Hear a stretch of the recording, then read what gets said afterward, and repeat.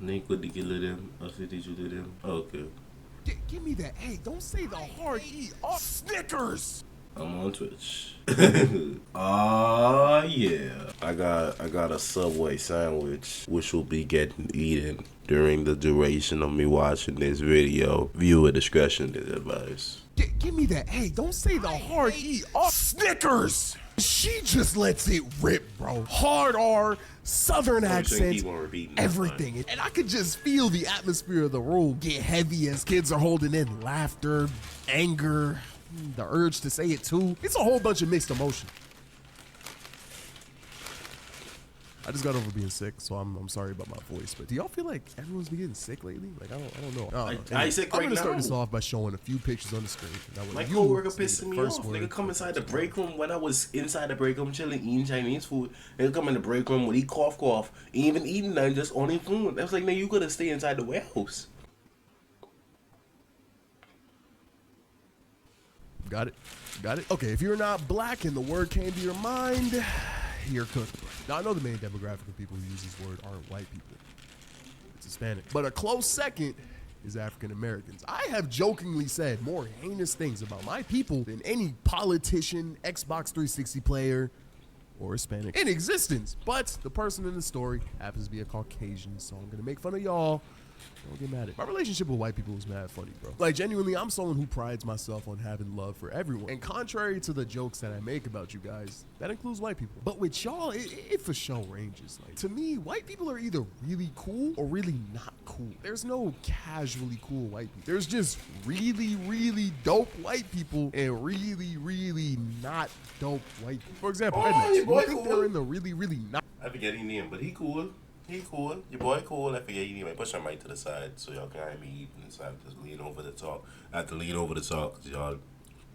Yeah. Not dope category. And, you know, most of them are. But not racist rednecks are some of the most fun, caring, nice people to be around. That's what I'm saying. There's no middle ground with y'all. It's the craziest thing. And I feel like the gap between really dope and really not dope widens as you get older. Because some of the sweetest, most caring people I've ever met in my life were old Southern white people. And some of the most malicious, nasty, and just all around bad people I've ever met in my life were old Southern white people and Hispanic. When I was living in that high rise in downtown Austin, I stayed on the 21st floor. So I spent a lot of time in the elevator. And in that elevator, with the way I look, I've for sure gotten my fair share of stares. But my most memorable interaction was this one time that I was going down and this guy... Paul! This one time I was going down in the elevator and this older dude comes in.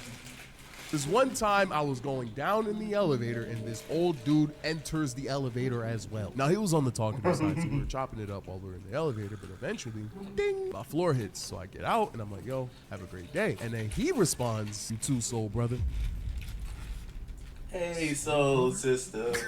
Bro was cool. Like, he had shades, leather jacket, he had straight jeans, and don't quote me, but I'm pretty sure he had retro ones on. Bro was cool. Like, it didn't sound racist. It just sounded like he had black friends in 19 whenever the fuck. When people were going around saying soul brother and a nigga could dance like this and take your girl. Let me rephrase. A jive turkey could pull up on your woman, hit this jig and bounce. But yeah.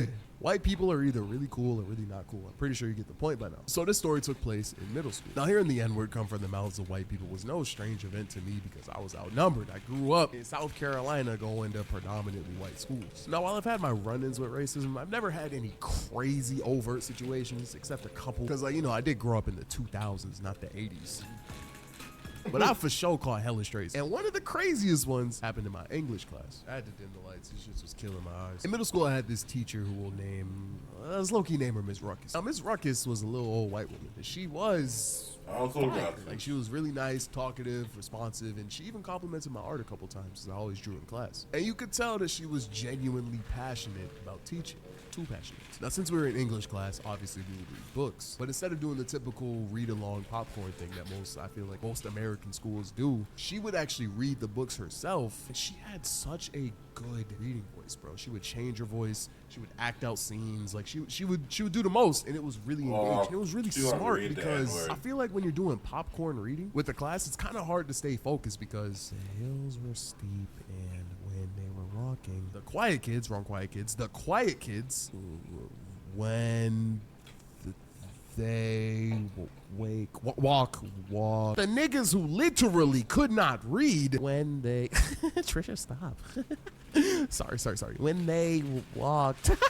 And the people who would laugh like they were reading a damn Cat Williams stand-up routine. Popcorn reading just is not effective in my opinion because you end up not paying attention because no one takes it seriously. But Ms. Ruckus was so good at reading that it was really hard to not pay attention. And our grades reflected that because anytime we took a quiz on a book, class unanimously did a great job. Like sometimes I would be taking a quiz and I would remember a character or a quote strictly off of a voice that she did or a scene that she acted out. To wrap it up, she was an amazing teacher and every book that she read was a masterpiece. That was until we got to a book by the title of, I don't remember, Slavery. because I thought it was Huckleberry Finn because I never read the book, but I know the plot. It turns out Johnson's banned, so I don't think we read that one. So we start reading said mystery book. It was an old-timey book, took place in the South. So she's doing Southern accents for the characters, and since she has one herself, it wasn't too hard. Now, when she read, we all got our own copies of the book, so we would follow along with her as she was going along. So she's doing her thing, and she gets to this page, and there it is.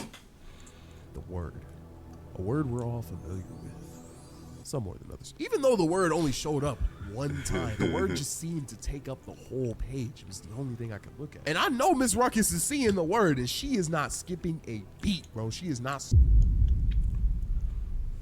slowing down, giving us a warning or anything. And as she's getting closer to the word, I can just feel the glances of everyone realizing what's about to happen. But Miss Ruckus just keeps reading along, bro. She's paragraphs away, lines away, words away. Gets to the sentence that the word is on it. I'm thinking there is absolutely no way she's going to say it. I'm expecting her to say fella, do the TikTok thing. At the very least, give me that. Hey, don't say the hard E. Oh, Snickers. She just lets it rip, bro. Hard R, Southern accent, everything. And she does not stop reading, bro. She continues like nothing happened. And I could just feel the atmosphere of the room get heavy as kids are holding in laughter, anger, the urge to say it too. It's a whole bunch of mixed emotions. But it's over. She finishes the page. We flip it. And that word is riddled on this next page, bro. It's just N-word this, N-word that. And this page has more N-words than a Piper Perry video shoot. And my teacher This, that, now please says it every time with perfect enunciation, Southern twang, everything, bro. She is not missing out. She is hitting all the quick times. Straight PK fire in the word, bro. And I'm just sitting there flabbergasted because like, what the f am I supposed to do? Stop her? Hey, the next time I hear one of you guys drop the N-word, I'm going to come over there and treat you like one.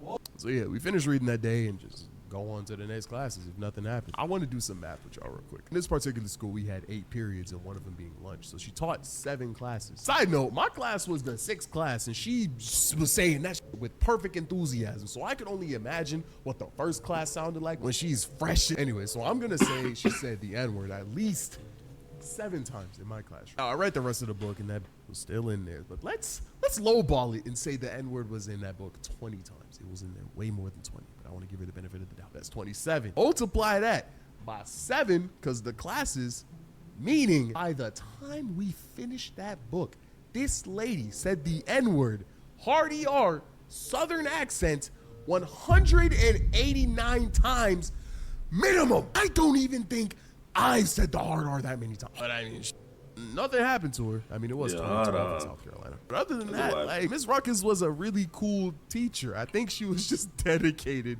to teaching the craft because I genuinely did not think she was racist. I would even argue to put her in the really, really dope category. It was just a crazy stray to catch. Yeah, it was just crazy going to lunch period right after that.